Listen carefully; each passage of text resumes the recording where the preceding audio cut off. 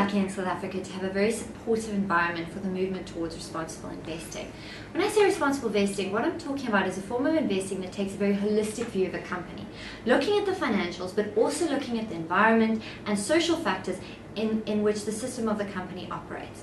And why I say it's supportive in South Africa is the King Codes on the one hand are encouraging companies in this movement towards integrated reporting, which means they're providing this kind of information. And then on the other side, we see investors signing up to only the second stewardship code in the world in the form of CRISA, where they're committing to using this kind of information. So we have the data being produced by the companies and we have people using it. We also have in South Africa a long history of having a broad-based responsible investing benchmark in the form of the JSE SRI index. But in the space that we're coming into now, we felt that now it is appropriate to start creating niche benchmarks as well, which look at specific issues.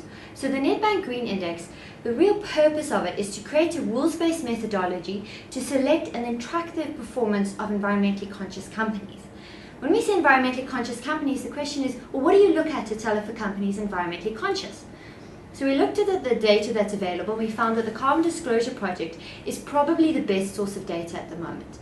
They're a UK-based NGO that rates companies across the world, and they rate companies primarily on the issue of climate change. So for the moment, the Nedbank Green Index really looks at companies' response to climate change.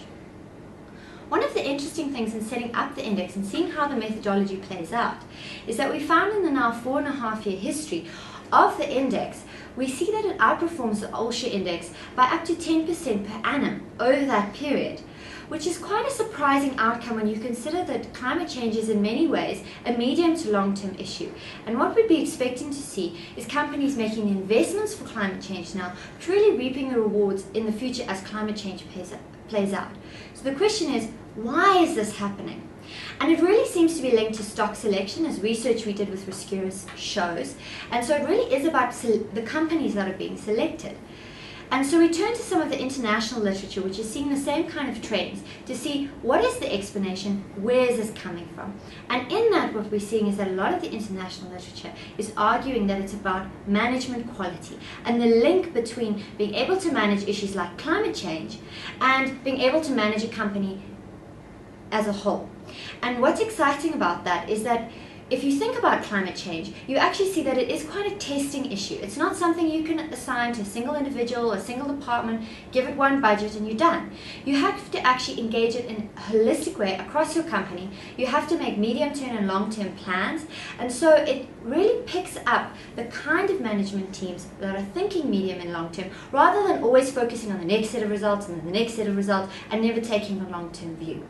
What is even more exciting in South Africa is in the latest set of results for the CDP that came out in December 2012, we saw South Africa really setting a high bar internationally and South African companies doing exceptionally well, being above the global average in both disclosure and performance ratings and having more and more companies doing well, to the point where the Nedbank Green Index was able to make the criteria tighter, but at the same time keep almost the same number of companies in the index.